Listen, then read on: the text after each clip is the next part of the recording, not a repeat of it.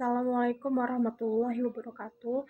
Kami dari kelompok 7 akan menyampaikan tema yang berjudul Risalah Nabi kepada Khalid bin Walid.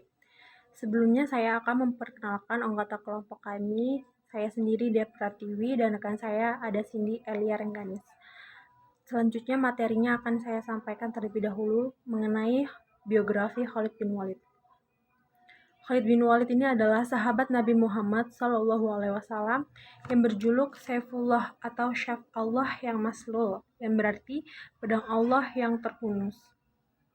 Gelar Khalid bin Walid ini langsung diberikan Rasulullah kepada beliau karena keahliannya dalam peperangan. Khalid terlahir dari keluarga kaum kafir Quraisy. Ayahnya bernama Walid bin Mughirah adalah salah satu pemimpin yang berkuasa di masa itu. Keluarga mereka juga terkenal sebagai keluarga yang kaya raya dengan memiliki harta berupa kebun, emas, hingga budak. Namun, keluarga Khalid sangat memusuhi Islam. Khalid pun dididik untuk memerangi Islam. Khalid bahkan menjadi panglima perang kaum kafir Quraisy saat perang Uhud yang berhasil meluluh lantahkan kaum muslimin. Pada saat perang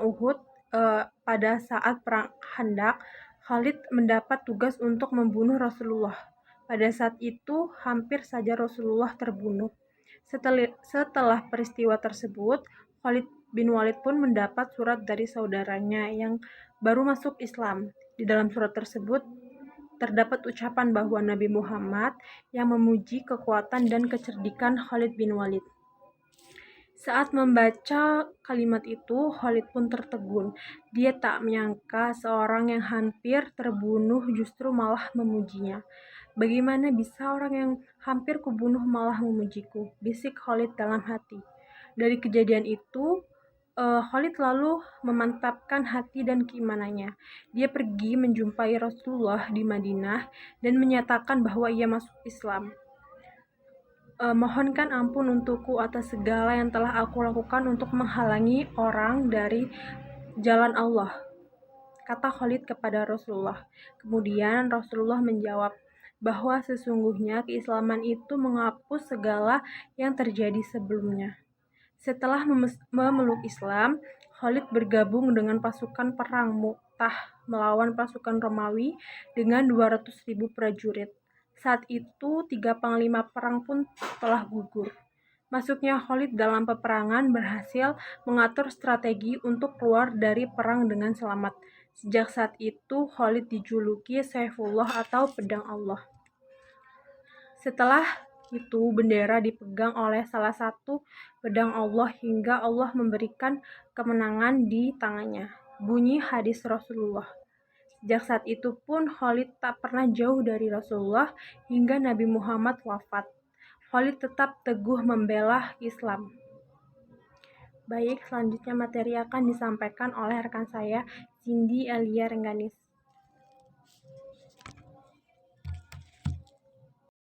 Nah, sekarang kita bahas tentang karir atau masa jaya Khalid bin Walid nih. Semasa karirnya, ia merupakan salah satu panglima perang penting yang tak terkalahkan dan terkenal sebagai panglima tertinggi pada masa Nabi Muhammad dan penerus-penerusnya. Di bawah kepemimpinan militernya lah, Arabia untuk pertama kalinya dalam sejarah membentuk entitas politik yang bersatu kekhalifahan. Dia tak terkalahkan lebih dari 100 pertempuran termasuk melawan Kekaisaran Bizantium, Kekaisaran Sasanid, dan sekutu-sekutu mereka termasuk juga suku-suku Arab di luar kekuasaan khalifah.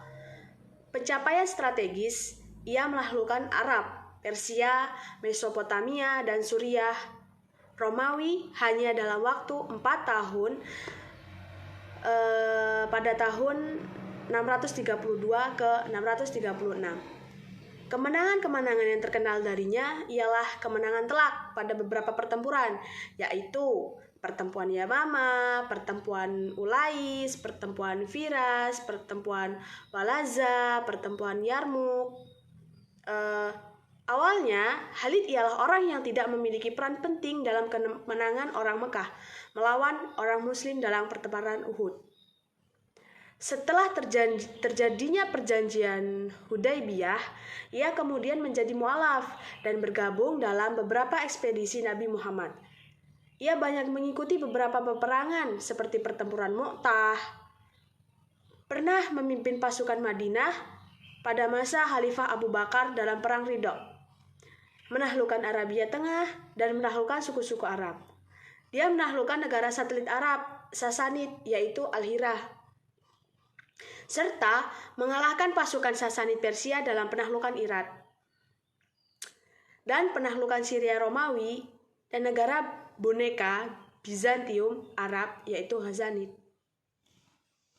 Keluarga Khalid merupakan orang yang terpandang, seperti ayah Khalid dan beberapa orang pamannya. Hal ini memberi dorongan keras kepada Khalid untuk mendapatkan kedudukan terhormat, seperti ayah dan paman-pamannya. Khalid ingin agar menjadi orang yang dapat mengatasi teman-temannya di dalam hal adu tenaga. Dari situlah ia kemudian masuk ke dalam seni peperangan dan seni bela diri. Ia mempelajari keahlian mengendarai kuda, memainkan pedang, dan memanah. Tidak hanya itu, ia juga mempelajari hal memimpin angkatan perang. Setelah mendengar karir dan masa kejayaan Khalid bin Walid, maka Khalid bin Walid pun wafat pada tahun 642 Masehi, dikutip dari buku Khalid bin Al-Walid karya Hakim. Sebelum wafat, Khalid menyampaikan kerisauan hatinya karena akan menemui ajal di tempat tidurnya. Padahal ia mendambakan untuk syahid di medan perang. Ia berkata, "Aku telah berjuang dalam banyak pertempuran demi mencari kematian secara syahid. Tidak ada tempat di anggota tubuhku ini melainkan terdapat bekas luka tebasan pedang. Meski demikian, inilah aku sekarang. Aku akan mati di tempat tidur layaknya seekor unta tua." Sekian tema yang kami sampaikan tentang risalah Nabi kepada Khalid bin Walid, seorang yang dijuluki Syaifullah atau Pedang Allah.